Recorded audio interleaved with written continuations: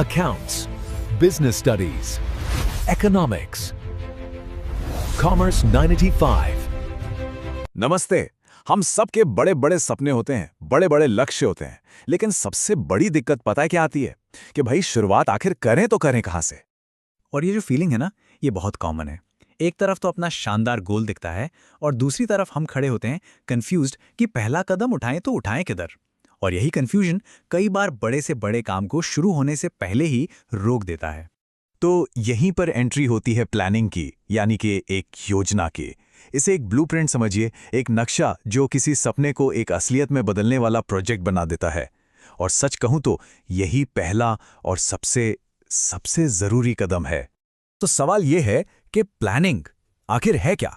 Simple भाषा में ये पहले से सोचने का एक प्रोसेस है कि भाई क्या करना है, कैसे करना है, कब करना है और कौन करेगा। मतलब ये सिर्फ ख्वाब देखना नहीं है, बल्कि ये तय करना है कि उस मंजिल तक पहुंचने के लिए कौन कौन से पक्के कदम उठाने पड़ेंगे। ये जो बात है ना, ये प्लानिंग के पूरे आइडिया को बहुत ही बढ़िया तरीके से समझाती है। ये एक पुल की तरह है जो आज जहां हम हैं और कल जहां पहुंचना चाहते हैं उसके बीच के गैप को भरता है। और सोचिए, अगर ये पुल ही ना हो तो हमारे सारे लक्ष्य बस दूर के सपने ही तो रह जाएंगे, है ना? ऑलराइट, तो अब थोड़ा और डीप में चलते हैं।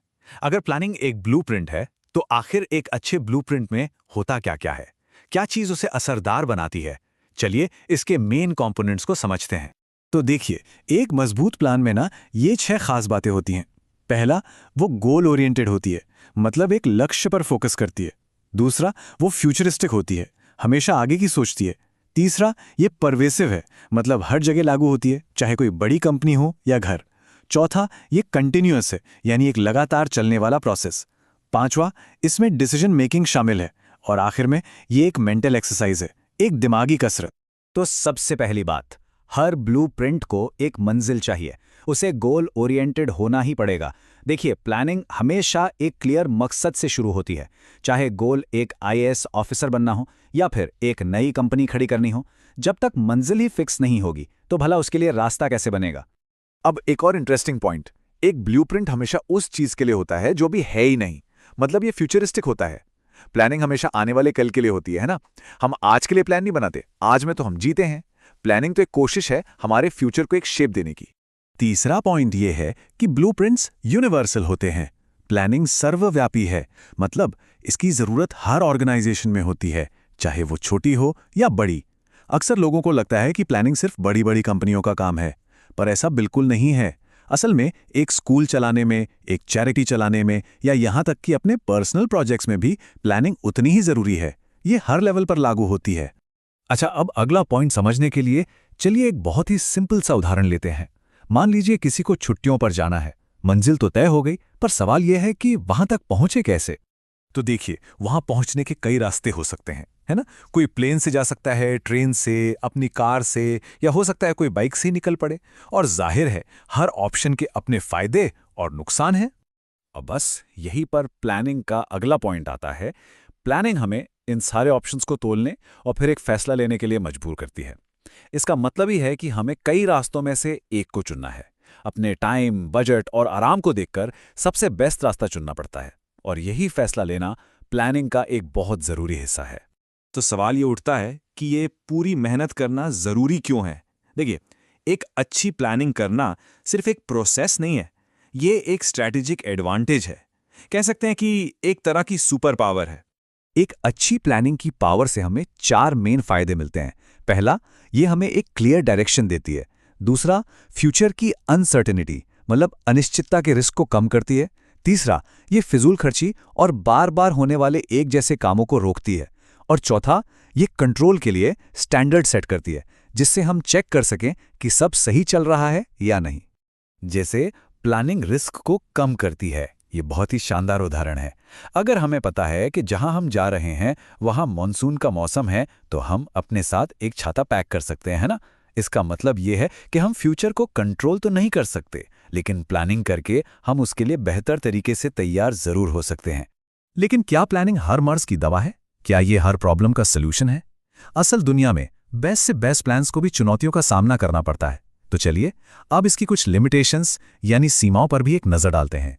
तो सवाल वही है, क्या एक परफेक्ट प्लान सक्सेस की गारंटी है? ये एक बहुत जरूरी सवाल है। क्या एक परफेक्ट ब्लूप्रिंट बनाने का मतलब ये है कि कामयाबी मिलकर ही रहेगी? जैसा कि हम आगे देखेंगे, इसका जवाब इतना सीधा साधा नहीं है। यहां एक बड़ा ही दिलचस्प पैराडॉक्स, मतलब विरोधाभास सामने आता है, क्रिएटिविटी का। देखिए, जो टॉप मैनेजमेंट के लोग हैं उनके लिए प्लानिंग, नए आइडियाज और स्ट्रैटेजी बनाने का मौका है, लेकिन जो मिडिल और लोअर लेवल के लोग हैं उनके लिए एक बना बनाया कठोर प्लान उनकी अपनी क्रिएटिविटी को कम कर सकता है। क्यों? क्योंकि उन्हें तो बस दिए गए ऑर्डर्स फॉलो करने होते हैं।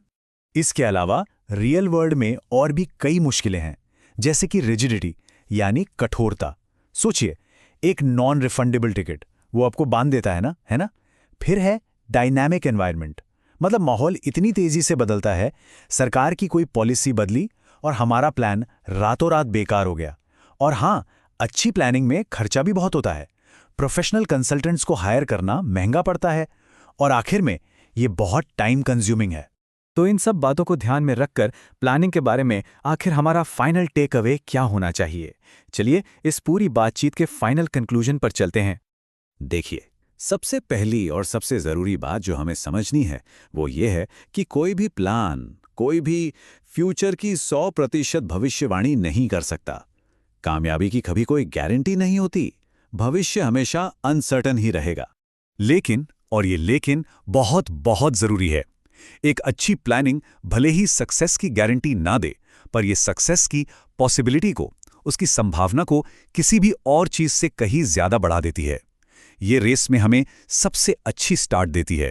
तो फाइनल बात यही है, प्लानिंग को एक मैजिक वॉन्ड यानी जादुई छड़ी की तरह नहीं, बल्कि एक जरूरी टूल, एक अनिवार्य उपकरण के तौर पर देखना चाहिए। जैसे कोई भी मास्टरपीस, कोई भी शानदार इमारत बिना ब्लूप्रिंट के नहीं बन सकती, ठीक वैसे ही कोई भी बड़ा लक्ष्य बिना एक ठोस प्लान के हासिल नहीं किया जा सकता।